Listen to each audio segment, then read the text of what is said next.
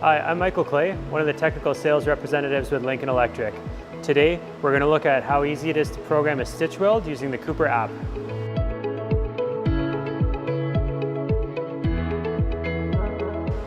So we'll start again like we've programmed all of our other welds.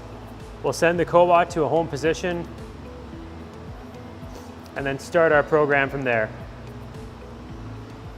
The idea is we'll program the Cobot for the length of the weld that we want to have our stitch welds in.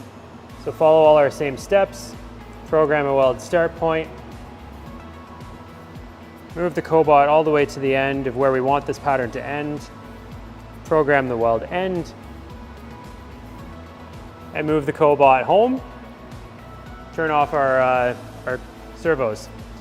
At this point now, we can select the weld, edit it. There's an option to convert the weld to a stitch.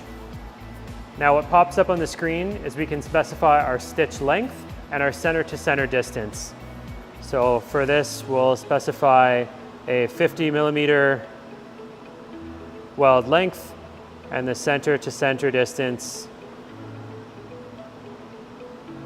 of about 100 millimeters, and apply that. Hit done to write our program. And when we dry run this now, the Cobot will come down to our start and weld the specified distance and then jump to our next weld.